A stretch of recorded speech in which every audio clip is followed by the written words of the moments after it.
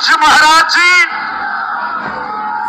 के साथ में उपस्थित मंच पे हमारे माननीय मंत्री जी, हमारे आजमगढ़ जिला प्रशासन के सभी पदाधिकारीगण, सम्मानित मंच और यहां उपस्थित आप सभी आजमगढ़ की देवतुल्य जनता, कार्यकर्ता बंधु, हमारे मीडिया के बंधु, हमारे प्रशासन के बंधु, आप सभी को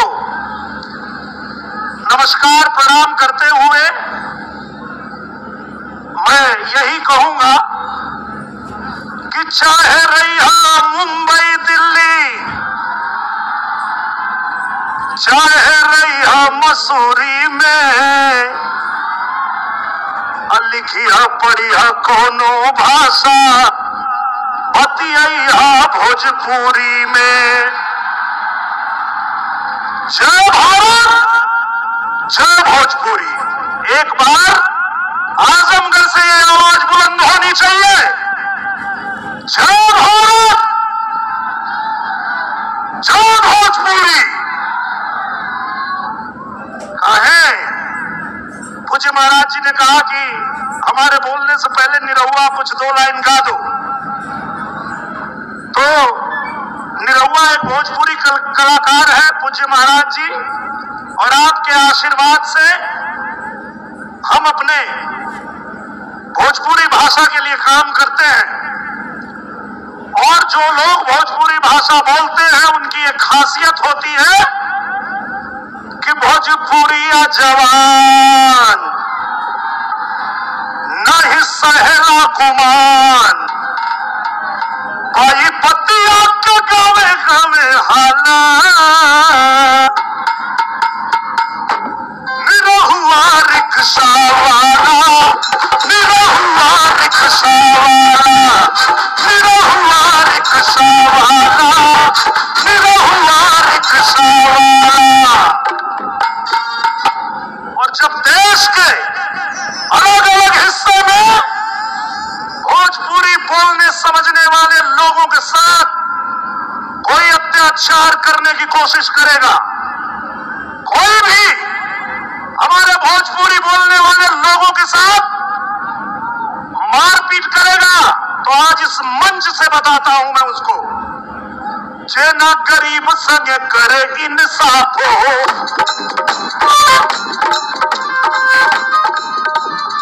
ए भैया रही ले हम करे खिलाफ हो। आपको पता है आजमगढ़ में मुझे चुनाव लड़ने की जरूरत क्यों पड़ी? क्योंकि यही परिवारवादी वाले लोग जो आजमगढ़ में आकर के और यहाँ नौटंकी करते हैं कि हम यहाँ पीडीए बना रहे हैं। पीडीए का फुल फॉर्म मालूम है आप लोगों को? पारिवारिक डकैत अलायंस। ये परिवारवादी लोग जो पूर्वांचल को हमेशा नेगलेक्ट किए, पूर्वांचल के लिए कभी कुछ किया नहीं, आज पूज्य योगी आदित्यनाथ महाराज जी के शासनकाल में पूरा उत्तर प्रदेश तो उत्तम प्रदेश बन ही रहा है। मेरा उत्तर प्रदेश नंबर 1 राज्य तो बन ही रहा है, साथ में मेरा आजमगढ़ भी चमक रहा है, मेरा पूर्वांचल भी चमक रहा है। पूर्वांचल एक्सप्रेसवे से आजमगढ़ को जोड़ के आज पूज्य महाराज जी ने पूर्वांचल का भाग्य बदल दिया है। हर क्षेत्र में, शिक्षा के क्षेत्र में देख लीजिए, चाहे आप कनेक्टिविटी देख लीजिए, और अब तो पूज्य महाराज जी ने उत्तर प्रदेश को रोजगार का हब भी बना दिया है।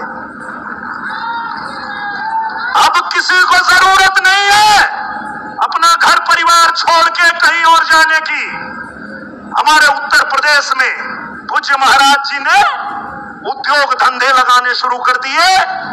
आपके बाल बच्चों के भविष्य के लिए उत्तर प्रदेश को उत्तम प्रदेश बनाया है पूज्य महाराज जी ने। तो धन्यवाद तो बनता है। आप सब जोरदार ताली से पूज्य महाराज जी का धन्यवाद दीजिए कि कि ऐसे पूज्य महाराज जी ने उत्तर प्रदेश को ऐसा बना दिया है कि कहीं भी जाता हूं बड़े गर्व से कहता हूं कि देवता भी आते जहां साधु के भेष में, देवता भी आते, यही उत्तर प्रदेश है, यही आजमगढ़ की धरती है। देवता भी आते जहां साधु के भेष में, आप भी पधारो कभी उत्तर प्रदेश में, आप भी तो आओ मेरे उत्तर प्रदेश में। क्यों? अयोध्या में राम जन्मे, मथुरा में कान्हा, जहां जन्मी सीता मैया, धाम जहां जन्मी राधा मैया, धाम बरसाना। गए ना आप लोग मथुरा, अयोध्या, काशी, ये वो धरती है जो भगवान को भी जन्म लेना होता है तो इसी धरती पे जन्म लेते हैं।